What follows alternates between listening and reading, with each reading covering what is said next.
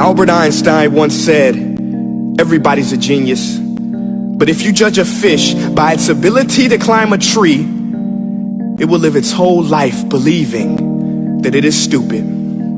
Ladies and gentlemen of the jury, today on trial we have modern day schooling. Glad you could come. Not only does he make fish climb trees, but also makes them climb down and do a 10-mile run. Tell me, school, are you proud of the things you've done?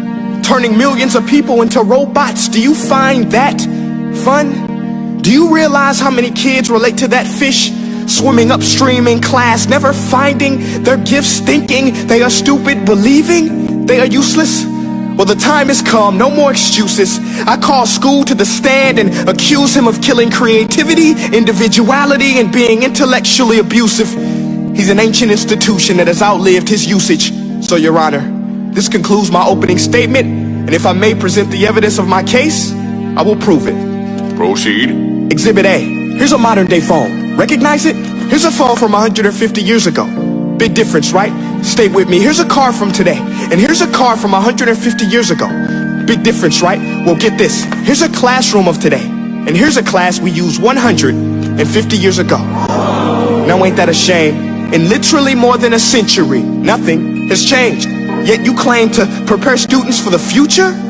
But with evidence like that, I must ask, do you prepare students for the future or the past? I did a background check on you and let the record show that you were made to train people to work in factories, which explains why you put students in straight rows, nice and neat, tell them sit still, raise your hand if you want to speak, give them a short break to eat, and for 8 hours a day tell them what to think. Oh, and make them compete to get an A letter which determines product quality, hence grade A of meat. I get it. Back then, times were different. We all have a past. I myself am no Gandhi.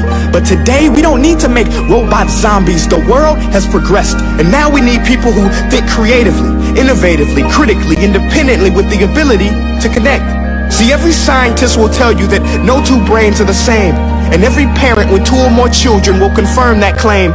So please explain why you treat students like cookie cutter frames or snapback hats, giving them this one-size-fits-all crap. Watch your language. Sorry, Your Honor, but if a doctor prescribed the exact same medicine to all of his patients, the results will be tragic. So many people will get sick, yet when it comes to school, this is exactly what happens. This educational malpractice, where one teacher stands in front of 20 kids, each one having different strengths, different needs, different gifts, different dreams, and you teach the same thing the same way? That's horrific. Ladies and gentlemen, the defendant should not be acquitted. This may be one of the worst criminal offenses ever to be committed. And let's mention the way you treat your employees. Objection. Overruled. I want to hear this. It's a shame. I mean, teachers have the most important job on the planet, yet they're underpaid? No wonder so many students are short-changed. Let's be honest. Teachers should earn just as much as doctors, because a doctor can do heart surgery and save the life of a kid. But a great teacher can reach the heart of that kid and allow him to truly live. See, teachers are heroes that often get blamed, but they're not the problem. They work in a system without many options or rights. Curriculums are created by policymakers, most of which have never taught a day in their life.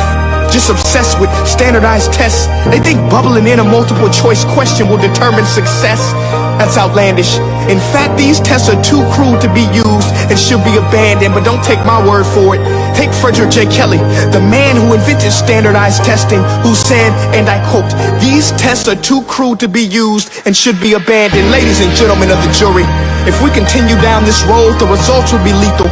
I don't have much faith in school, but I do have faith in people. And if we can customize healthcare, cars, and Facebook pages, then it is our duty to do the same for education, to upgrade it, change it, do away with school spirit, because that's useless. Unless we're working to bring the spirit out of each and every student, that should be our task.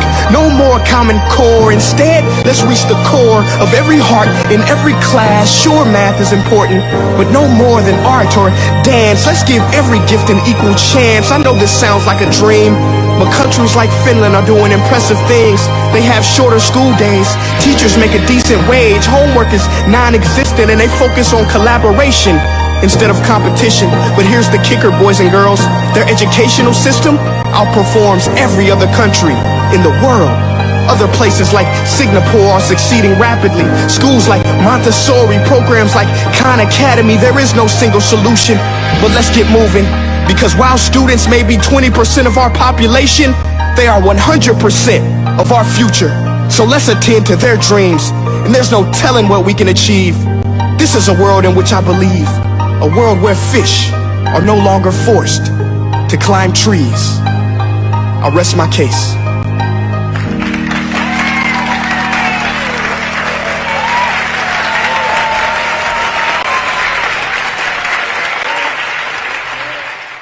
Hey guys, thank you so much for watching that video. Now, if you haven't joined the family yet, this is what I want you to do. I want you to click like on this page and click see first so that you never miss a beat. Now, for more insider information, offers, and just special challenges, go to my website at princeea.com and sign up for my personal email list. And the last thing I want you to do, you listening? Make each breath count. Peace.